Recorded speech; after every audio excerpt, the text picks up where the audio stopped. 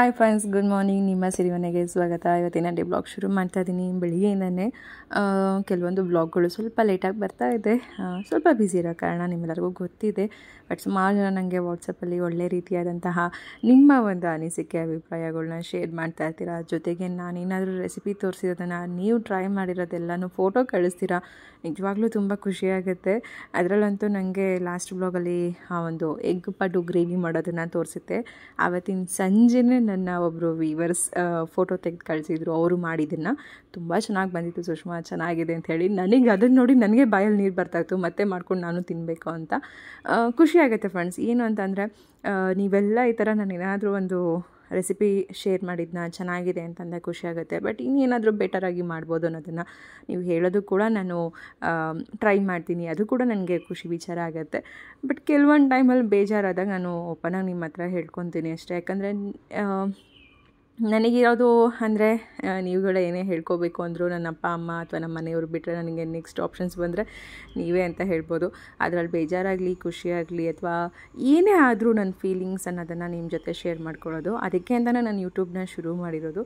But ಕೆಲವೊಂದು ಪ್ರಶ್ನೆಗಳಿಗೆ ಏನು ಉತ್ತರ ಹೇಳೋದು ಅನ್ನೋದು ಗೊತ್ತಾಗೋದಿಲ್ಲ. ಆ ಟೈಮಲ್ಲಿ ಇಗ್ನೋರ್ ಮಾಡೋದಂತೂ ನಿಜ. ಅಂದರೆ ಹೇಳಬಾರ್ದು ಅನ್ನೋ ಒಂದು ಕಾರಣಕ್ಕಲ್ಲ. ಯಾಕಂದ್ರೆ ಸುಮಾರು ಜನ ನನಗೆ ಲಾಸ್ಟ್ ಬ್ಲಾಗಲ್ಲಿ ಆ ಮನೆ ಬಗ್ಗೆನೂ ಕೂಡ ಅದನ್ನು ಇನ್ಫಾರ್ಮ್ ಮಾಡಿದ್ರಿ. ನಿಮ್ಮದಾದರೆ ನಿಮ್ಮದು ಅಂತ ಹೇಳಿ, ಇಲ್ಲಾಂದರೆ ಬಾಡಿಗೆದಾದರೆ ಬಾಡಿಗೆದು ಅಂತ ಹೇಳಿ ಅಂತ. ಈಗ ಏನಾಗುತ್ತೆ ಅಂದರೆ ಕೆಲವೊಂದು ಹೇಳ್ಕೊಳ್ಳೋದಕ್ಕೆ ಮನೆಯಲ್ಲಿ ಪರ್ಮಿಷನ್ ಇರೋದಿಲ್ಲ. ಇವೆಲ್ಲ ಅವಶ್ಯಕತೆ ಇದೆಯಾ ಹೇಳೋದು ಅನ್ನೋದು ಬರುತ್ತೆ. ನಿಂದು ಏನಿದೆ ಅದನ್ನು ನೀನು ತೋರಿಸ್ಕೊಬಿಟ್ಟು ಅದು ಬಿಟ್ಟು ಹಣ ಆಸ್ತಿ ಒಡವೆ ಇವೆಲ್ಲ ಹೇಳ್ಕೊಳ್ಳೋದು ತೋರಿಸೋದು ತಪ್ಪು ಅಂತ ನಮ್ಮ ಮನೆಯವ್ರು ನನಗೆ ಹೇಳೋ ಕಾರಣಕ್ಕೆ ಕೆಲವೊಂದು ನಾನು ಅಷ್ಟಾಗಿ ಹೇಳ್ಕೊಳ್ಳೋದಕ್ಕೆ ಆಗೋದಿಲ್ಲ. ಅದಕ್ಕೆ ಕ್ಷಮೆ ಇರಲಿ ಅಂತ ಹೇಳ್ತೀನಿ. ಕೆಲವೊಂದು ಪರ್ಸ್ನಲಿ ಅನ್ನೋದು ಇರುತ್ತೆ, ಅದು ಯಜಮಾನ್ರ ಕಡೆಯಿಂದ. ಹಾಗಾಗಿ ಅವೆಲ್ಲನೂ ಕೂಡ ಅವ್ರಿಗೆ ಹೇಳೋದು ತೋರಿಸೋದು ಅಷ್ಟು ಇಷ್ಟ ಆಗೋದಿಲ್ಲ. ಬಟ್ ಅದಕ್ಕೆ ಎಷ್ಟೋ ಜನ ಒಳ್ಳೆ ರೀತಿಯಾಗೂ ತೊಗೊಳ್ಳೋರಿದ್ದಾರೆ. ಕೆಲವೊಬ್ಬರು ಕೋಪ ಮಾಡ್ಕೊಳ್ಳೋದು ನಿಜ. ಏನು ಸುಷ್ಮಾ ಇಷ್ಟೊಂದು ಸೀಕ್ರೆಟ್ ಮಾಡ್ತಾರೆ ಅಂತ. ನಾನು ಸೀಕ್ರೆಟ್ ಮಾಡೋದಿಲ್ಲ.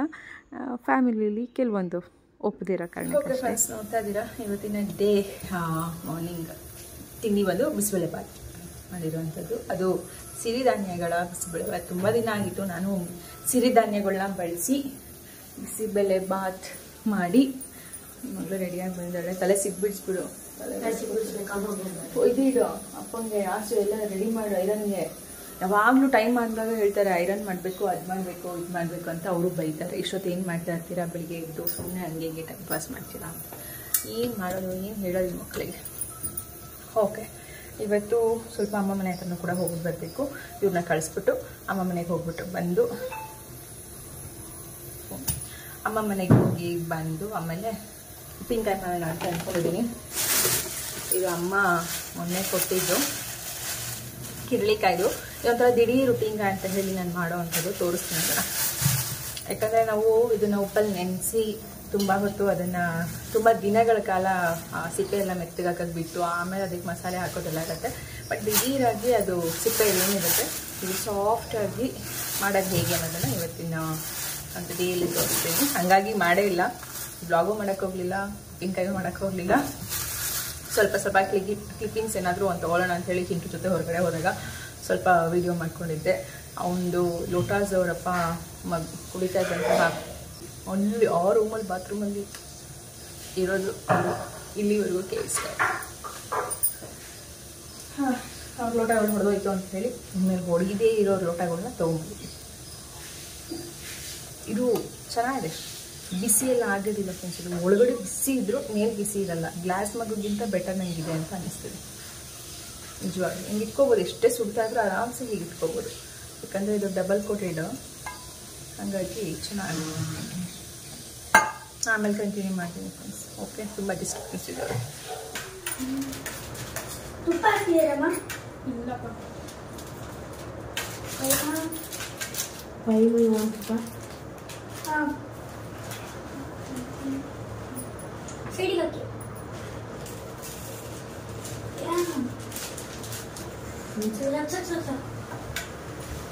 ಇಲ್ಲ ತುಕ್ಕಾಗಬೇಕಂದ್ರೆ ಸ್ವಲ್ಪ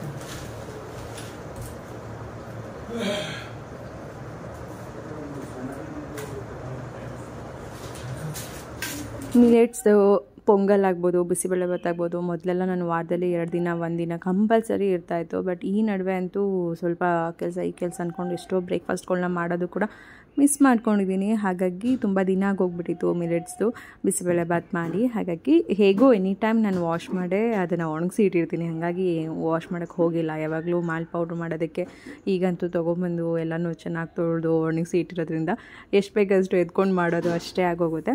ಹಾಗಾಗಿ ಏನು ವಾಶ್ ಮಾಡಿಲ್ಲ, ಜಸ್ಟ್ ಹಾಗೆ ಹಾಕಿಬಿಟ್ಟು ಮಾಡಿದ್ದು. ಆಮೇಲೆ ಯಾರಾದರೂ ತಪ್ಪು ತಿಳ್ಕೊಂಬಿಟ್ಟಿರೋ ವಾಶ್ ಮಾಡದೆ ಹಾಕಿಬಿಟ್ರೆ ಸುಷ್ಮಾ ಮಿಲೆಟ್ಸ್ನ ಅಂತ ಮೊದಲೇ ವಾಶ್ ಮಾಡಿ ಒಣಗಿಸಿ ಇಟ್ಟಿರೋದ್ರಿಂದ ಜಸ್ಟ್ ಹಾಗೆ ಬಿಸಿಬೇಳೆಭಾತ್ ಮಾಡಬೇಕಾದ್ರೆ ಸ್ವಲ್ಪ ಹಾಕಿದ್ದಂಥದ್ದು.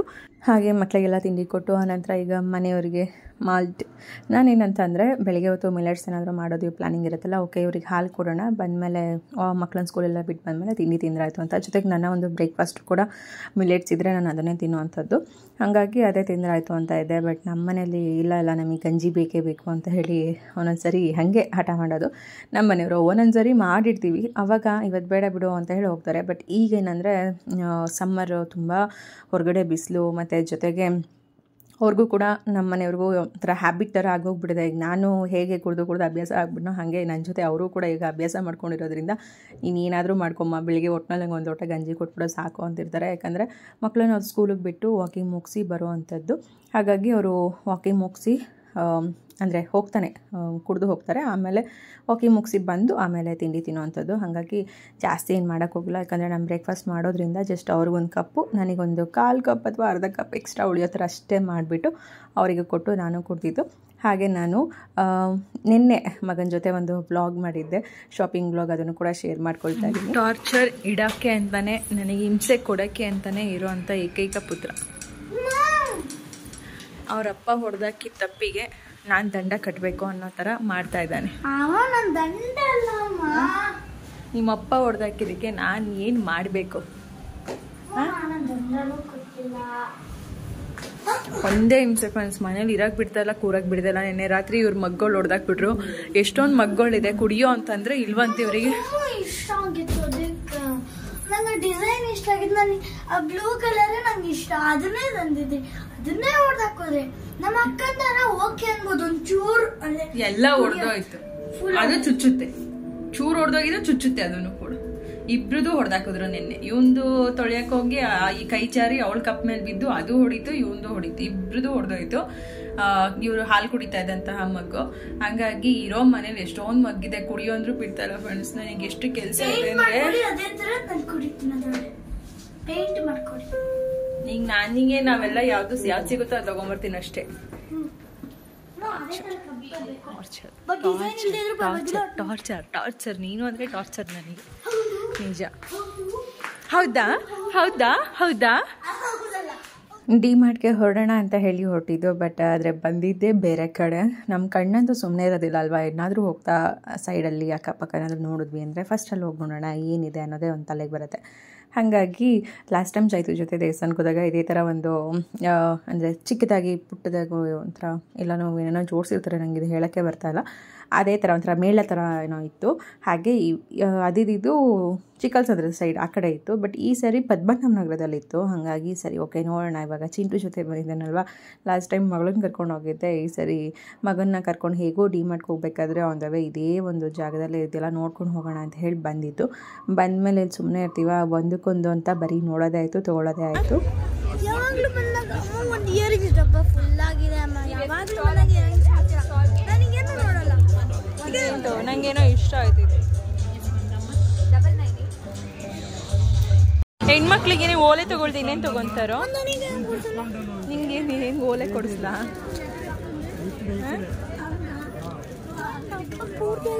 ಎರಡು ಡಬ್ಬನ ಮುಗಿಸ್ಬಿಡ್ಬೇಕು ಅಂತ ಇದ್ದೀರಾ?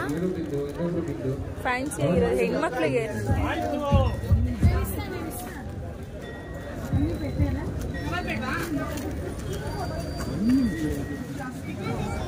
ನಿನಗೆ ಏನು ಕೊಡ್ಸೋದು? ನನ್ನ ಮಗ ಇಲ್ಲೇನು ಇಲ್ಲ ಮಗ, ಇನ್ನು ಅಷ್ಟೇ ಪ್ಲಾಸ್ಟಿಕ್. ಏನು ಆಟ ಸಾಮಾನೆಲ್ಲ ಬೇಡ, ಏನಾದರೂ ಯೂಸ್ ಆಗೋ ಅಂಥವನ್ನ ತಗೋಬೇಕು. ಹಾಗೆ ಏನೇನಿದೆ ಎಲ್ಲನೂ ಕೂಡ ನೋಡ್ತಾ ನಮಗೆ ಚೇತುಗೆ ಇಬ್ರಿಗೂ ಕೂಡ ಇಯರಿಂಗ್ಸ್ ತೊಗೊಂಡು ಹೊರಟ್ವಿ.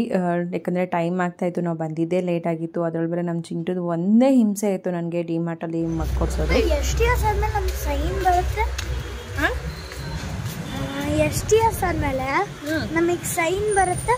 ಸೈನ್ ಯಾವಾಗ ಬೇಕಾದ್ರೂ ಮಾಡ್ಬೋದು, ಮಾಡಿ. ಯಾರು ಬೇಡ ಅಂದಿದ್ದಾರೆ ಈಗಲೂ ಮಾಡಿ. Heavy torture friends. ನನ್ನ ಮಗ ಏನು ಹಿಂಸೆ ಕೊಟ್ಟು ಕರ್ಕೊಂಬರ್ತಾನೆ ಗೊತ್ತಾ. ಏನಾದರೂ ಒಂದು ಹಾಳಾಯಿತು ಅಂದರೆ ನಮ್ಗೆ ನಿದ್ದೆ ಮಾಡೋಕ್ಕೂ ಬಿಡೋದಿಲ್ಲ. ಆ ಲೆವೆಲಿಗೆ ಕೊಡಿಸೋವರೆಗೂ ಬಿಡ್ದಂಗೆ ಹೇಳ್ಕೊಂಬಂದು ಟಾರ್ಚರ್ ಇರ್ತಾನೆ. ನಾವು ಇಲ್ಲಿಗೆ ಬರೋ ಮುಂಚೆ ಎಲ್ಲ ಹೋಗಿ ಸುತ್ಕೊಂಡು ಟೈಮ್ ವೇಸ್ಟ್ ಮಾಡ್ಕೊಂಡು ಇಲ್ಲಿಗೆ ಬಂದ್ವಿ. ಅಕ್ಕ ಹೋಗಿದ ತಕ್ಷಣ ಚಿಂಟು ಎಲ್ಲ ಕರ್ಕೊಂಡೋದ ಅಂತ ಹೇಳ್ತೀನಿ ನಾನು. ಚಿಂಟು ಎಲ್ಲ ಕರ್ಕೊಂಡೋಗಿದ್ದ. ಫಸ್ಟು ತಗೋಬೇಕಾಗಿರೋದೇನು ಹೇಳು? ಸ್ಟೂಲ್. ಎಲ್ಲಿರೋದು ಸ್ಟೂಲು?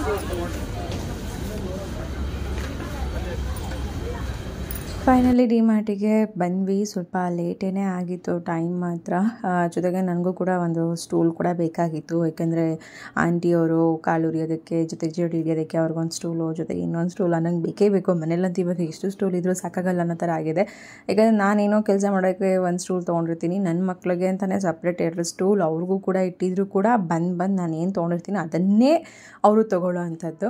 ಹಾಗಾಗಿ ಇಲ್ಲಿ ಇನ್ನೊಂದೆರಡು ಎಕ್ಸ್ಟ್ರಾ ಇರಲಿ ಅಂತ ಅಂದ್ಕೊಂಡು ಬಂದೆ. ಬಟ್ ಇಲ್ಲಿ ನೋಡಿದ್ರೆ ಒಂದೊಂದಕ್ಕೂ ಒಂದೊಂದು ರೇಟ್ ಇತ್ತು. ನನಗೆ ಇದು ತುಂಬ ಚಿಕ್ಕದಾಯಿತು ಅಂತ ಅನ್ನಿಸ್ತಾ ಇತ್ತು. ಸ್ವಲ್ಪ ದೊಡ್ಡದು ತೊಗೊಳ್ಳೋಣ ಅಂತ ಹೇಳಿ ನೋಡ್ತಾ ಇದ್ದೆ. ಅಂದರೆ ಹೈಟು ಸ್ವಲ್ಪ ದೊಡ್ಡದಾಗಿ ಬೇಕಾಗಿತ್ತು. ನಾವು ಏನದು ಕೊಳಗನ ಅಂಡೆನ, ಯಾಕಂದರೆ ಲಾಸ್ಟ್ ಟೈಮ್ ನಾನು ಒಬ್ಬರು ವಿವರ್ಸ್ ಅವರು ಕಮೆಂಟ್ ಮಾಡಿದರು, ಅಂಡೆ ಅಲ್ಲ ಸುಷ್ಮಾ ಅದು ಕೊಳಗ ಅಂತಾರೆ ಅಂತ. ಜಡಿ ಹಿಡಿಬೇಕಲ್ವ ಅದರೊಳಗಡೆ. ಆವಾಗ ಸ್ಟೂಲ್ ಸ್ವಲ್ಪ ಹೈಟಾಗಿರಬೇಕಿತ್ತು, ಅದಕ್ಕೆ ಅದನ್ನೇ ನೋಡ್ತಾ ಇದ್ದೆ, ಹೈಟಾಗಿರೋ ಸ್ಟೂಲು. ಆಲ್ರೆಡಿ ಬಂದು ಕಾಯ್ತಾ ಇದ್ದಾನೆ ಇವಾಗ. ಮತ್ತಿವಾಗ ಅದೇ ಥರದ್ದು ಬಟ್ ಡಿಸೈನ್ ಇಲ್ಲ. ಸೆಟ್ಟು ನಾವು ತೊಗೊಂಡಿದ್ದೀವಿ. ಸೆಟ್ಟಲ್ಲಿ ಹಾಫ್ ಪಾರ್ಟ್ ಸಿಕ್ಕಿದ್ದಿದ್ದು ಎಲ್ಲೆಲ್ಲೋ, ಇಲ್ಲೊಂದಿತ್ತು ಅಲ್ಲೊಂದಿತ್ತಲ್ಲ. ಬ್ರಷಸ್ ಈ ಥರ ತೊಗೊಂಬಿಡೋ ಬೆಸ್ಟು. ಯಾರೋ ಮಾಡಿದ ತಪ್ಪಿಗೆ ಯಾರಿಗೋ ಶಿಕ್ಷೆ ಅನ್ನೋ ಥರ ಅಪ್ಪ ಮಾಡಿದ ತಪ್ಪಿಗೆ ಅಮ್ಮನಿಗೆ ಶಿಕ್ಷೆ ಕೊಡ್ತಾ ಇದ್ದಾನೆ ನನ್ನ ಮಗ. ಏಕೆಂದರೆ ಈ ಒಂದು ಮಗ್ಗನ್ನು ತೊಗೊಳೋದಕ್ಕೆ ಅವ್ರ ಅಪ್ಪನ ಕರ್ಕೊಂಬರ್ಬೇಕಿತ್ತು, ಅವ್ರಿಗೆ ಹಿಂಸೆ ಕೊಡಬೇಕಿತ್ತು. ಯಾಕಂದರೆ ಹೊಡೆದಾಕಿತ್ತು ಅವರು. ಅಪರೂಪಕ್ಕೆ ಲೋಟ ತೊಳೆಯೋಕ್ಕೆ ಬಂದಿದ್ದರು. ಯಾವತ್ತೂ ಪಾತ್ರೆ ತೊಳೆಯೋಕ್ಕೆ ಬರ್ತಾ ಇರಲಿಲ್ಲ. ಯಾವಾಗಲೂ ಒಂದೊಂದ್ಸರಿ ಬರ್ತಾರೆ, ಇಲ್ಲ ಅಂತ ಹೇಳೋದಿಲ್ಲ. ಬಟ್ ಈವ್ನಿಂಗ್ ಟೈಮಲ್ಲೆಲ್ಲ ಅವ್ರಿಗೆ ಸ್ವಲ್ಪ ಕೆಲಸ ಇರುತ್ತೆ, ಬ್ಯುಸಿ ಇರ್ತಾರೆ. ಹಾಗಾಗಿ ಸಂಜೆ ಹೊತ್ತು ಹಾಲು ಕುಡ್ದಿದ್ದು ಲೋಟ ಅವೆಲ್ಲ ತೊಳೆಯೋದಕ್ಕೆಲ್ಲ ಬರದೇ ಇರೋರು ಅಪರೂಪಕ್ಕೆ ಅವತ್ತು ಬಂದ್ರಪ್ಪ. ಏನು ತೆಗಾದರೂ ಬಂದರೋ ಗೊತ್ತಿಲ್ಲ. ಮಕ್ಳದ್ದು 2 ಲೋಟನೂ ಬೆಳಗಕ್ಕೆ ಹೋಗಿ ಹೊಡೆದಾಕಿದ್ರು. ಜೊತೆಗೆ ಇನ್ನೊಂದೇನೆಂದರೆ ಅವ್ರ ಕೈಯಲ್ಲಿ ಗ್ಲಾಸ್ ಐಟಮ್ಗಳೇ ಬಾಳಿಕೆ ಬರೋದಿಲ್ಲ. ಎಷ್ಟು ನಮ್ಮ ಮನೇಲಿ ಹೊಡೆದಾಕಿದ್ದಾರೆ ಅಂದರೆ ಒಂದು ಪಕ್ಷ ನಾನು ನನ್ನ ಮಕ್ಕಳು ಹೊಡೆದಾಕಬೇಕು. ಯಾಕಂದ್ರೆ ದಿನ ಕೆಲಸ ಮಾಡೋಳು ನಾನು, ಅಥವಾ ಚಿಕ್ಕ ಮಕ್ಕಳು ಅಂತ. ಬಟ್ ನನ್ನ ಮಕ್ಕಳು ನಾವು 3 ಜನ ಒಂದು ಲೋಟನೂ ಹೊಡೆದಾಕಲ್ಲ ಫ್ರೆಂಡ್ಸ್. ಜಾಸ್ತಿ ಹೊಡೆದಾಕದೆ ನಮ್ಮ ಮನೆಯವರು. ಅವ್ರು ಹೊಡೆದಾಕಿದ್ದಕ್ಕೆ ನನ್ನ ಮಗ ನನಗೆ ಗೊತ್ತಿಲ್ಲ, ನನಗೂ ಒಂದು ಮಗ್ ಬೇಕು, ನನ್ನದೇ ಮಗ್ ಬೇಕು ಅಂತ. ಹಾಗಾಗಿ ನಾನು ಗ್ಲಾಸ್ಗಳು ತೊಗೊಂಡ್ರೆ ಹೊಡೆದಾಕ್ತಾನೇ ಇರ್ತಾರೆ ಅಂತ ಫೈನಲ್ಲಿ ಇವತ್ತು ಯೋಚನೆ ಮಾಡಿ ಈ ಥರ ಸ್ಟೀಲ್ ಮಗ್ಗೆ ತೊಗೊಂಬಿಡೋಣ ಅಂತ ಹೇಳಿ ಇಬ್ಬರಿಗೂ ಇದೇ ಥರದ್ದು ತೊಗೊಂಡಿದ್ದೀನಿ. ಫೈನಲಿ ನಮ್ಮ ಶಾಪಿಂಗ್ ಮುಗೀತು. ಏನೋ ತೊಗೊಳಕ್ಕೆ ಬರ್ತೀವಿ, ಏನೇನೋ ನೋಡ್ತೀವಿ, ಏನೇನೋ ಹೋಗುತ್ತೆ. ಫೈನಲಿ ಮುಗಿಸಿದ್ವಿ. ನಮ್ಮ ಗಾಡಿ ಇರೋದು ಇಲ್ಲಿ, ತೊಗೊಂಡೋಗಿ ನಿಲ್ಸಿರೋದು ಇಲ್ಲಿ.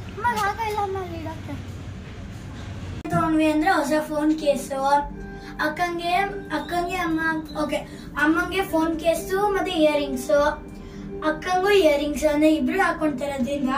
ಆಮೇಲೆ ಸ್ಟೂಲ್ ನನಗೇನೆ, ನಾನು ಕುತ್ಕೊಂಬೋದಲ್ಲ ಅದಕ್ಕೆ ನನಗೆ ಕಾಳೆಲ್ಲ ಹುರಿಯಕ್ಕೆ ಮನೇಲೆ ಇರುತ್ತಲ್ಲ ಅದು ತಗೊಂಡಿರೋದು. ಆಮೇಲೆ ನನಗೆ ಅಕ್ಕಂಗೆ ಇದು, ಆಮೇಲೆ ನನಗೆ ಅಕ್ಕಂಗೆ ಅಮ್ಮ ನನ್ನ ಮುಖನೇ ಕಾಣಿಸ್ತಿಲ್ಲ ಅಮ್ಮ. ಇದು ಹೌದು. ಆಮೇಲೆ ಇನ್ನೊಂದು ತೋರಿಸ್ಲೇ ಇಲ್ಲ, ಮೇನ್ ಹೋಗಿದ್ದೆ ನಾವು ಅದಕ್ಕೆ ಮಗ್ಗು.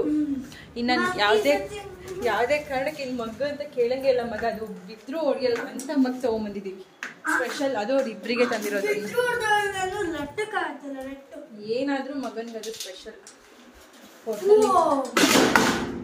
ಮಗ್ಗಂತಿನ ಕೇಳಂಗೆ ಟೈಮ್ ಇವಾಗ 9:30 ಫ್ರೆಂಡ್ಸ್. ಇಷ್ಟೊತ್ತಾಯ್ತು ಮನೆಗೆ ಬರೋದು. ಈ ರೀತಿ ನಾನು ಓಡಾಟ ಇದ್ರೆ ಎಲ್ಲಿ ಬ್ಲಾಗ್ ಮಾಡೋದು. ಕೆಲವೊಂದು ಟೈಮಲ್ಲಿ ಮಕ್ಕಳು ತುಂಬ ಇಷ್ಟಪಡುವಂತಹ ವಸ್ತುಗಳನ್ನ ನಾವೇನಾದರೂ ಹಾಳು ಮಾಡಿಬಿಟ್ರೆ ಅವ್ರಿಗೆ ತಡ್ಕೊಳ್ಳೋ ಶಕ್ತಿ ಇರೋದಿಲ್ಲ.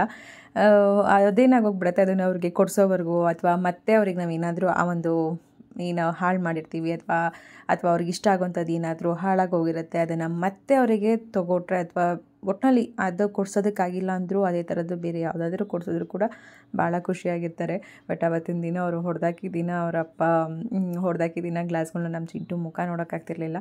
ಫೈನಲಿ ಇವಾಗ ಖುಷಿಯಾಗಿದ್ದಾನೆ. ಹೀಗೆ ನನಗೂ ಸ್ವಲ್ಪ ಕೆಲಸ ಅದು ಇದು ಬ್ಯುಸಿ ಇರ್ತೀನಿ, ಎಲ್ಲ ಮಾಡಿ ಮುಗಿಸಿ ಆ ನಂತರ ನನ್ನ ಮಕ್ಳಿಗೆ ಏನು ಬೇಕೋ ಬೇಕೋ ಅವ್ರದ್ದು ಏನು ಆಸೆಗಳಿದೆ ಎಲ್ಲನೂ ಕೂಡ ಕರ್ಕೊಂಡು ಓಡಾಡೋ ಅಂಥದ್ದು ಇದ್ದೇ ಇರುತ್ತೆ. ನಾನು ಯಾವತ್ತೂ ಬ್ಯುಸಿಯಾಗಿದ್ದೀನಿ ಅಂತ ಹೇಳಿ ನನ್ನ ಮಕ್ಕಳಿಗೆ ಕೊಡುವಂತಹ ಟೈಮ್ ಆಗ್ಬೋದು ಅಥವಾ ಅವ್ರ ಜೊತೆ ನಾನು ಕಳೆಯುವಂಥ ಟೈಮ್ ಆಗ್ಬೋದು ಯಾವತ್ತೂ ನಾನು ಅದನ್ನು ಕಡಿಮೆ ಮಾಡ್ಕೊಂಡಿಲ್ಲ.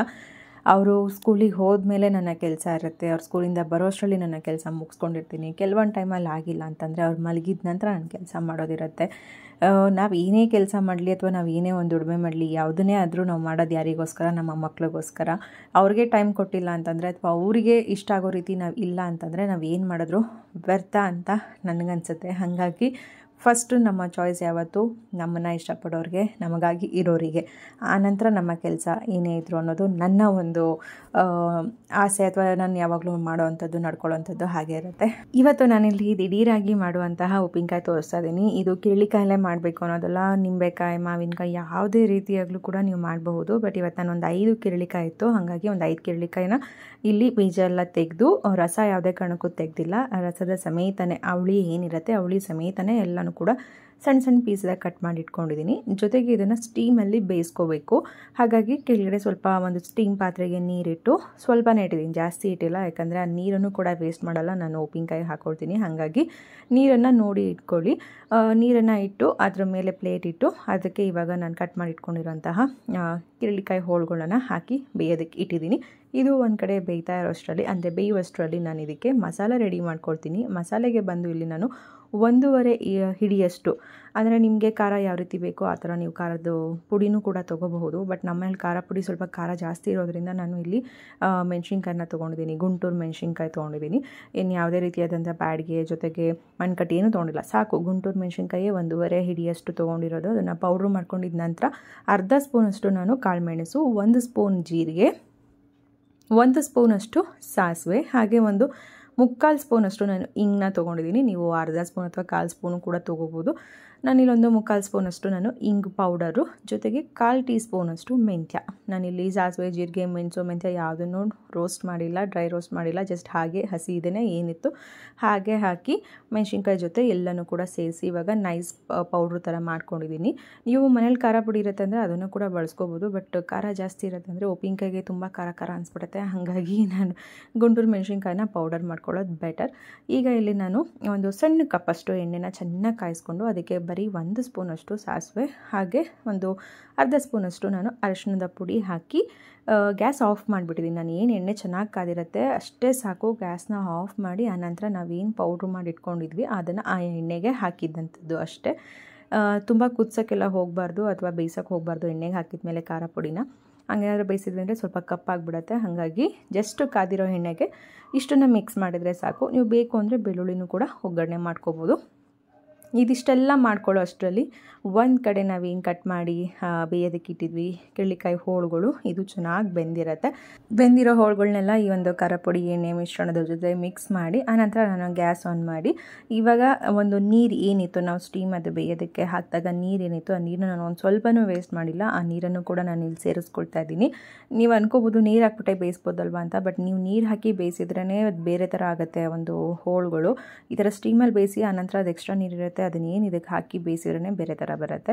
ಇವಾಗ ಫೈನಲಿ ಹಾಕಿ ಅದು ಸ್ವಲ್ಪ ನೀರು ಥರ ಏನಿರುತ್ತೆ ಅದೊಂಚೂರು ಗಟ್ಟಿ ಆಗೋವರೆಗೂ ಚೆನ್ನಾಗಿ ಕುಕ್ ಮಾಡಿಕೊಂಡ್ರೆ ಫೈನಲಿ ಕಿರಳಿಕಾಯಿ ಉಪ್ಪಿನಕಾಯಿ ರೆಡಿಯಾಗಿದೆ. ಇದರಲ್ಲಿ ನೀವು ಎಷ್ಟು ವೆರೈಟಿನಾದರೂ ಸರಿ ಇದೇ ಥರ ದಿಢೀರಾಗಿ ಮಾಡ್ಕೋಬೋದು. ಇದನ್ನು ಸುಮಾರು ದಿನ ಇಡೋದಕ್ಕಾಗಲ್ಲ, ಹೊರಗಡೆ ಫ್ರಿಜ್ಜಲ್ಲಿ ಇಟ್ಬೇಕಾದ್ರೆ ಯೂಸ್ ಮಾಡ್ಬೋದು. ಏನು ಅನ್ನೋದೇ ಗೊತ್ತಾಗೋದಿಲ್ಲ, ಬಟ್ ಆ ಟೈಮ್ ಆಗಿ ಹೋಗ್ಬಿಡುತ್ತೆ.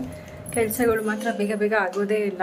ಫೈನಲಿ ಇವಾಗ ಉಪ್ಪಿನಕಾಯಿ ಮಾಡಿದ್ದಾಯಿತು. ಉಪ್ಪಿನಕಾಯಿ ಮಾಡಿ ನಾನು ಫ್ರೆಶ್ ಅಪ್ ಆಗಿ ಅಮ್ಮನಿಗೂ ತೊಗೊಂಡಿದ್ದೀನಿ. ಹಾಗೆ ಅಮ್ಮಂದು ಸ್ವಲ್ಪ ಬಾಕ್ಸ್ಗಳೆಲ್ಲ ಎಷ್ಟೊಂದಿತ್ತು. ಅಮ್ಮನ ಮನೆಗೆ ಅಡುಗೆ ಮಾಡಿ ಮೀನು ಸಾರು ಮಾಡಿ ಎಲ್ಲ ಕೊಟ್ಟು ಕಳಿಸಿದ್ವಿ. ಜಾನ್ ಬಾಕ್ಸ್ಗಳಿದ್ವು, ಅವೆಲ್ಲ ತೊಗೊಂಡಿದ್ದೀನಿ. ಈಗ ಮಕ್ಕಳು ಕರ್ಕೊಂಬರಕ್ಕೆ ಹೋಗಬೇಕು. ಹಾಗೆ ಕರ್ಕೊಂಡು ಅಲ್ಲಿಂದ ಅಮ್ಮ ಮನೆಗೆ ಹೋಗಿ ಬರುವಂಥದ್ದು ಇವೆಲ್ಲ ಕೊಟ್ಟು ಉಪ್ಪಿನಕಾಯಿ ಕೊಟ್ಟು ಹೇಗಿದೆ ಸ್ವಲ್ಪನೇ ಕೊಡ್ತಾ ಇರೋದು ಅಮ್ಮನಿಗೆ, ಯಾಕಂದರೆ ಅಮ್ಮ ಅವರು ಮಾಡ್ಕೊಳ್ಳೋಕೆ ಸ್ವಲ್ಪ ಇಟ್ಕೊಂಡ್ರು.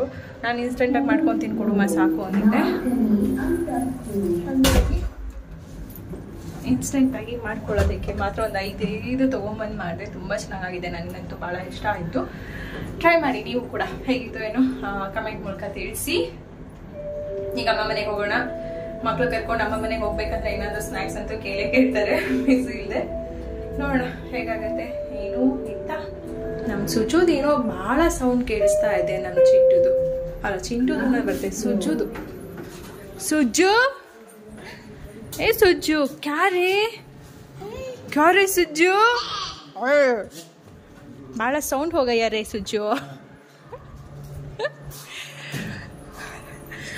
ನನಗೆ ಹಿಂದಿ ಬರಲ್ಲ, ಸ್ವಲ್ಪ ಕನ್ನಡ ಹಿಂದಿ ಎಲ್ಲ ಮಿಕ್ಸ್ ಮಾಡಿಕೊಂಡು ಇಂಗ್ಲೀಷು ಮಿಕ್ಸ್ ಮಾಡ್ಕೊಂಡು ಮಾತಾಡೋದಾಗತ್ತೆ. ಓಕೆ ಹೊರಡೋಣ. ನಮ್ಮ ಮಕ್ಕಳು ಇಬ್ಬರೂ ಕರ್ಕೊಂಬರೋದಕ್ಕೆ ನಾನು ಏನಾದರೂ ಹೋದೆ ಅಂದರೆ ನನಗೆ ಸ್ವಲ್ಪ ಜಾಸ್ತಿ ಬಜೆಟ್ನೇ ಖರ್ಚು ಮಾಡಿಸ್ತಾರೆ. ಅದೇ ಅವ್ರ ಅಪ್ಪನ ಗದೆ ಜಸ್ಟ್ 10 ರೂಪಾಯಿ ಚಿಪ್ಸ್ ಅಷ್ಟೇ ಅವ್ರು ತೆಗೆಸ್ಕೊಳ್ಳೋದು, ಬಿಟ್ಟರೆ ಹೇಳಿರು. ಅದೇ ನಾನೇನಾದರೂ ಹೋದರೆ ಪಪ್ಸು ಕೇಕು ಅದು ಇದು ಎಲ್ಲ ಬೇಕು ಅಂತ ಹೇಳಿ ಆಟ ಮಾಡ್ತಿರ್ತಾರೆ. ನಾನು ಹೋಗೋದೇ ಅಪರೂಪ. ಬಟ್ ಅಮ್ಮನ ಹತ್ರ ಇರೋಷ್ಟು ಸಲಿಗೆ, ಅಮ್ಮನ ಕೇಳುವಷ್ಟು ಸಲಿಗೆ ಅಪ್ಪನ ಹತ್ರ ಬರೋದಿಲ್ಲ. ಸ್ವಲ್ಪ ಅವ್ರ ಅಪ್ಪನ ಕಂಡ್ರೆ ನನ್ನ ಮಕ್ಕಳಿಬ್ಬರು ಎದುರುತ್ತಾರೆ. ಅಂದರೆ ಕೆಲವೊಂದು ವಿಚಾರದಲ್ಲಿ ಎದುರುತ್ತಾರೆ, ಯಾಕಂದರೆ ಅವ್ರಿಗೆ ಈ ಥರ ಜಂಕ್ ಫುಡ್ಡು ಎಲ್ಲ ತಿನ್ನೋದು ಅಥವಾ ಕೇಳೋದಕ್ಕೆ ಅಂದರೆ ಬೈತಾರೆ, ಹಂಗಾಗಿ ಕೇಳೋದಿಲ್ಲ. ನಾನು ಅಂದರೆ ಕೇಳಿ ತೊಗೊಳ್ತಾ ಇರ್ತಾರೆ, ನಾನು ಇನ್ನೂ ಅಷ್ಟು ಮಾತಾಡೋದಿಲ್ಲ. ಅದೇ ಲೈಟ್ ಆಗಿ ಮಳೆ ಸ್ಟಾರ್ಟ್ ಆಯ್ತು. ನಾವು ಅಲ್ಲಿ ನಿಂತಾಗ್ಲೂ ಒಂದು ಚೂರು ಮಳೆ ಸ್ಟಾರ್ಟ್ ಐತೆ. ನಿಜ ನಾನು ಮಲಗ್ಬಿಟ್ಟಿದ್ದಲ್ಲ, ಹೊಂಟೈತೆ.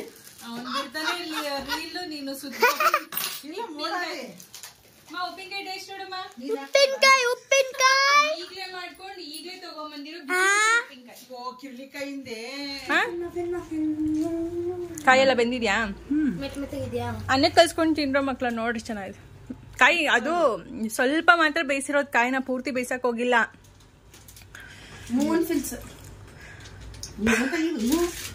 ಅಯ್ಯೋ ಅವ್ರ ಬಾಕ್ಸಿಗೆ ಹಾಕಿ ಕಳ್ಸಿದ್ದೆ. ಕೈ ತೊಳಿಯೋಗ ಫಸ್ಟ್ ಹೋಗಿ. ಕ್ರೀಮ್ ಬಂತಾರ ಇದನ್ನು, ಜಲಿ ಬನ್ನು, ಕ್ರೀಮ್ ಬನ್ನೆ, ಇನ್ನೇನು ಅಲ್ಲ. ಅಂದ್ರೆ ಇದಕ್ಕೆ ಎಂತದು ಜಾಂಬನ್. ಕೈ ತೊಳ್ಕೊಂಡೇನೋ ಪಪ್ಸ್ ಹಾಕೊಂಡ್ರು ಮಕ್ಳ.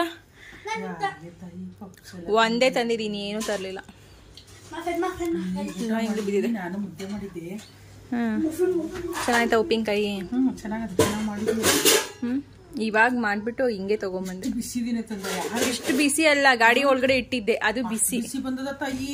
ಇನ್ನೇನು ಓಡಾಡೋದು. ನಾನು ತಿಂದೆ, ನೀನು ಪಪ್ಸ್ ಕೊಡ್ರು. ಏನ್ ಬಿಸಿ ಅದೇ ಗೊತ್ತಿತ್ತ. ಚೆನ್ನಾಗಿದೆ, ಟೇಸ್ಟ್ ಹೋಗ್ಲಿ. ಟೇಸ್ಟ್ ಒಂಚೂರು ಹುಳಿ ತೆಗ್ದಿಲ್ಲ ನಾನು.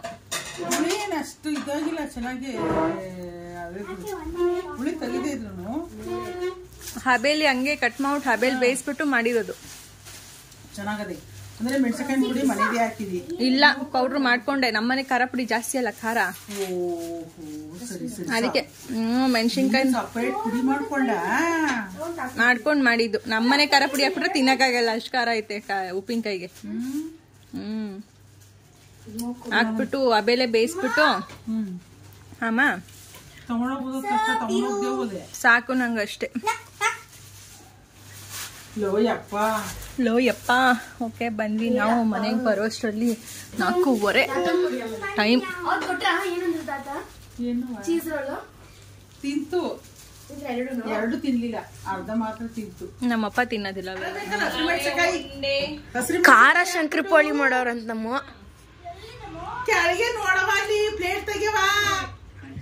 ನಿಮ್ಮಪ್ಪ ಕೇಳೋರು ಇದೇ ಹಿಂಗದೆ ಚಪಾತಿ ಏನ್ ಹಿಂಗದಲ್ಲ, ಇದ್ಯಾಕೆ ಇದು ಚಟ್ನಿ ಯಾಕೆ ಎಲ್ಲ ಕೇಳೋರು. ಇವತ್ತು ಟಿವಿ ಹಾಕಬಿಟ್ಟು ಹಂಗಲ್ಲ, ಹೆಂಡತಿ ಏನೋ ಸ್ಪೆಷಲ್ ಆಗಿ ಮಾಡಿರ್ಬೇಕು ಪ್ರೀತಿಯಿಂದ ಅನ್ಬಿಟ್ಟು ಟಿವಿ ನೋಡ್ಕೊಂಡು ಏನೋ ಸ್ಪೆಷಲ್ ಆಗಿ ಇದನ್ನ ಹೆಂಡತಿ ನನ್ಗೋಸ್ಕರ ಮಾಡಿರೋದಂತ ತಿಂದವ್ರೆ. ನಮ್ಮ ಅಪ್ಪನ್ಗೆ ಏನ್ ಗೊತ್ತು, ಶಂಕರ ಪಾಳ್ಯ ಮಾಡಕ್ ಹೋಗಿ ಆಯ್ತು ಹಿಂಗಾಯ್ತು ಅಂದ್ಬಿಟ್ಟು ಮಾಡೋರೆ ಅಂತ. ಶಂಕರ ಪಾಳ್ಯ ಗೋಧಿ ಹಿಟ್ಟಲ್ಲಿ ಮಾಡೋದು. ಬಿಸಿ ಇಲ್ಲ, ಇಲ್ಲಿ ಬೆಳಗಿರೋ ಚೆನ್ನಾಗದೆ. ಮೆತ್ತಗೆ ಇದ್ಬಿಟ್ಟಿತ್ತು. ನಾನೇನ್ ಅನ್ಕೊಂಡು ಅಯ್ಯೋ ಮೆತ್ತ ಬತ್ತವಲ್ಲ, ಚೆನ್ನಾಗಿರ್ತಾವ ಇರಲ್ವ ಈ ಹಿಟ್ಟಿಟ್ಟು ನಂಗೆ ಅಂದ್ಬಿಟ್ಟು ಇದ್ ಮಾಡ್ಬಿಟ್ಟೆ. ಅದಕ್ಕಾಗಿ ಸೀಸ್ಬಿಟ್ಟಿದ್. ಇವಾಗ ಗೊತ್ತಾಯ್ತು, ಆರೋದ್ಮೇಲೆ ಈ ತರ ಕರ್ಮ ಅಮ್ಮ ಯಾಕೆ ಖಾರ ಮಾಡಿದ್ರು. ನಿಮ್ಗೆ ಖಾರ ಮಾಡಿದ್ ನಾನು. ಒಂದು ರವೆ ಉಂಡೆ ಸ್ವೀಟ್ ತಿನ್ನಿ ಖಾರ ತಿನ್ನಿ ಖಾರ ಇಲ್ಲಿ ಅಮ್ಮ ಹೇಳ್ತಾ ಇದ್ದು ಶಂಕರ್ ಪೋಳಿ ಮಾಡೋದಕ್ಕೆ ಹೋಗಿ ಸ್ವಲ್ಪ ಎಡವಟ್ ಮಾಡ್ಕೊಂಡಿದ್ರು. ಅಂದರೆ ಖಾರ ಜಾಸ್ತಿ ಹಾಕ್ಬಿಟ್ಟಿದ್ರು. ಅಂದರೆ ಸ್ವಲ್ಪ ಖಾರ ಪುಡಿ ಹಾಕಿದ್ರು ಆಗ್ತಿತ್ತು, ಬಟ್ ಅಮ್ಮ ಹಸಿಮೆಣಸಿನ್ಕಾಯಿ ಪೇಸ್ಟ್ ಮಾಡಿ ಹಾಕಿದ್ರಂತೆ. ಹಾಗಾಗಿ ಹೆವಿ ಖಾರ ಆಯಿತು, ಮಕ್ಕಳು ತಿಂತಾರ ಇಲ್ಲ ಅಂತ ಅಂದ್ಕೊಂಡು ಸ್ವಲ್ಪ ಮಾಡಿಬಿಟ್ಟು ಇನ್ನೊಂದು ಸ್ವಲ್ಪ ಹಿಟ್ಟು ಏನಿತ್ತು ಅದನ್ನು ಚಪಾತಿ ಮಾಡಿ ಅಪ್ಪನಿಗೆ ಚಟ್ನಿ ಮಾಡಿ ಕೊಟ್ಟಿದ್ದಾರಂತೆ. ಅಂದರೆ ಚಟ್ನಿಗೆ ಕಾಯಿ ಅಂದರೆ ಹಸಿಮೆಣಸಿನ್ಕಾಯಿ ಏನೋ ಹಾಕ್ತೆ, ಬರೀ ಕಾಯಿ ಹಾಕಿ ರುಬ್ಬಿಟ್ಟು ಕೊಟ್ಟಿದ್ರಂತೆ. ಬಟ್ ಅಪ್ಪಂಗೆ ಅದರಲ್ಲಿ ಟೇಸ್ಟೇ ಗೊತ್ತಾಗಿಲ್ಲ. ನಿಮ್ಮಪ್ಪ ತಿಂದರು, ಒಟ್ಟಿನಲ್ಲಿ ಹಿಟ್ಟು ವೇಸ್ಟ್ ಮಾಡಲಿಲ್ಲ, ನಿಮ್ಮಪ್ಪಂಗೆ ಚಪಾತಿ ಮಾಡಿಕೊಟ್ಟೆ ಅಂತ ಹೇಳ್ತಾಯಿದ್ರು. ಅದೇ ಟೈಮ್ಗೆ ಅಪ್ಪನೂ ಕೂಡ ಬಂದರು. ನಿಂಗೆ ಏನಾದರೂ ಮಾಡೋಕ್ಕೆ ಬಂದರೆ ತಾನೇ, ನಿಂಗೆ ಏನೂ ಮಾಡೋಕ್ಕೆ ಬರಲ್ಲ ಅಂತೇಳಿ ಅಮ್ಮನಿಗೆ ಹೇಳ್ತಾಯಿದ್ರು. ಆಲ್ಮೋಸ್ಟ್ ಅಮ್ಮ ಪಾಪ ನಮಗೋಸ್ಕರ ನನ್ನ ಮಕ್ಳಿಗೋಸ್ಕರ ಏನಾದರೂ ಒಂದು ಹೊಸ್ದಾಗಿ ಮಾಡಿಕೊಡ್ಬೇಕು ನನ್ನ ಮೊಮ್ಮಕ್ಕಳಿಗೆ ನನ್ನ ಮಗಳಿಗೆ ಅಂತೇಳಿ ಮಾಡ್ತಾಯಿರ್ತಾರೆ. ಕೆಲವೊಂದು ಟೈಮಲ್ಲಿ ಈ ಥರ ನಾವು ಎಷ್ಟು ಅಡುಗೆಗಳು ಎಡ್ವರ್ಟ್ ಆಗೋದಿಲ್ವ ಹಾಗೆ ಎಡ್ವರ್ಟ್ ಆಗುತ್ತೆ. ಅದರಲ್ಲೂ ಏನಾದರೂ ಒಂದು ಮಾಡಿ ಖಾಲಿ ಮಾಡ್ತಾರೆ. ನಾನಾದರೆ ಆಚೆ ಹಾಕ್ಬಿಡ್ತೀನಿ, ಅಷ್ಟೇ ವ್ಯತ್ಯಾಸ, ಇನ್ನೇನೂ ಇಲ್ಲ ನನಗೂ ಅಮ್ಮನಿಗೂ. ಫೈನಲಿ ಹೀಗೆ ಮಾತಾಡ್ತಾ ಟೈಮ್ ಹೋಗೋದೇ ಗೊತ್ತಾಗಿಲ್ಲ. ಅಮ್ಮಂಗಂತೂ ನಾನು ಮಾಡಿದ್ದು ಉಪ್ಪಿನಕಾಯಿ ತುಂಬಾ ಇಷ್ಟ ಆಗಿತ್ತು. ಅದನ್ನು ಹೇಗೆ ಮಾಡಿದೆ, ಏನೇನೆಲ್ಲ ಹಾಕಿದ್ದೆ ತೋರಿಸು ಅಂತ ಹೇಳಿ ಕೇಳ್ತಾಯಿದ್ರು. ಹಂಗಾಗಿ ವಿಡಿಯೋ ರೆಕಾರ್ಡಿಂಗ್ ಮಾಡಿದ್ದಿತ್ತಲ್ಲ ಅದನ್ನು ಅಮ್ಮನ ಜೊತೆ ಶೇರ್ ಮಾಡ್ತಾಯಿದ್ದೆ. ಹೀಗೆ ಇವತ್ತಿನ ಒಂದು ಡೇ ವ್ಲಾಗು ಕೂಡ ಇತ್ತು. ಇಲ್ಲಿಗೆ ವ್ಲಾಗ್ನ ಎಂಡ್ ಮಾಡ್ತಾ ಇದ್ದೀನಿ ಫ್ರೆಂಡ್ಸ್. ಮತ್ತೆ ಸಿಗೋಣ ಇನ್ನೊಂದು ವ್ಲಾಗಲ್ಲಿ. Bye friends, thank you for watching. Bye bye.